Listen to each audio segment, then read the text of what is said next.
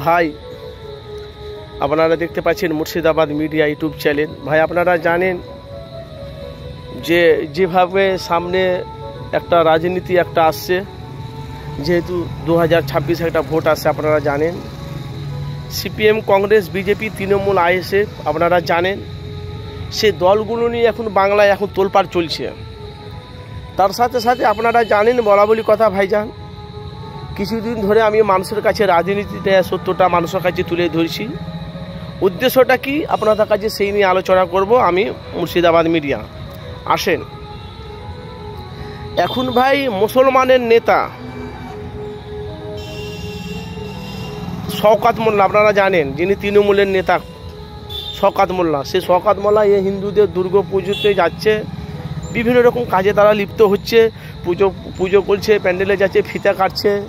কিন্তু উনি এখন ফুরফুরা শরীফ থেকে ফতোয়া দিয়েছে, পীর ইব্রাহিম সিদ্দিকী চাচা যান উনি বলে দিয়েছে উনি কাফের, উনি মরে গেলে ওনার জানাজা পড়া যাবে না। তার সাথে সাথে ওনার বউ তালাক হয়ে গেছে। একটা মুসলমান হিন্দুদের মণ্ডপে, হিন্দুদের অনুষ্ঠানে, হিন্দুদের পূজাতে এসবে জিনিস যেতে পারে না।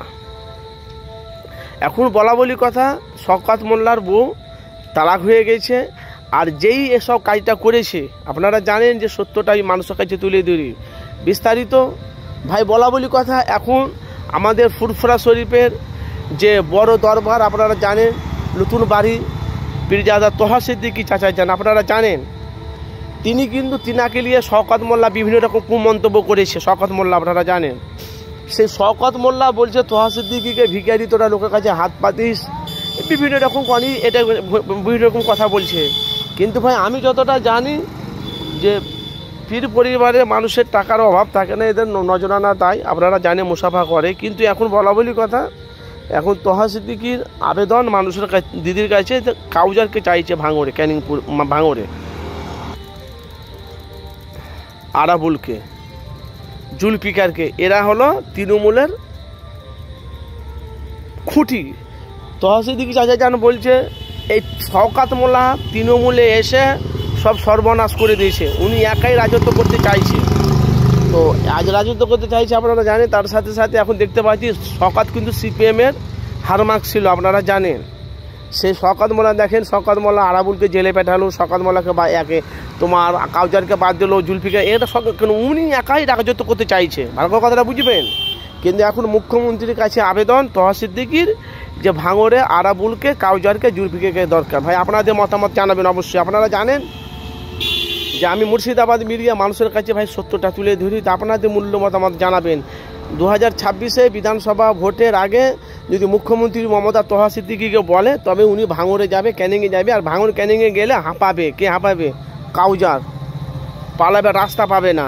তো অবশ্যই আপনারা মূল্যবান মতামত জানাবেন। আপনারা জানেন যে সত্যটা মানুষের কাছে তুলে ধরি, সামনে বিধানসভা ভোট, কিন্তু খুব শীঘ্রই কাউজার, আরাবুল, জুলফিকার এরা ভাঙড়ে আসছে।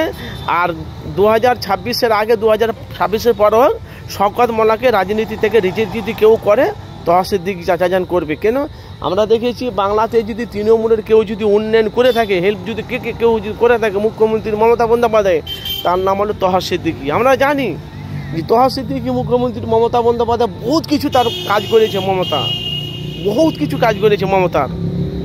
শওকত মোল্লা তার তোহা সিদ্দিকীর বাড়ি এসেছে, সে শওকত মোল্লাকে নিয়ে বিভিন্ন, শওকত মোল্লার তোহা সিদ্দিকী বাবাকে অমিত শাহ বলেছে আপনারা জানেন।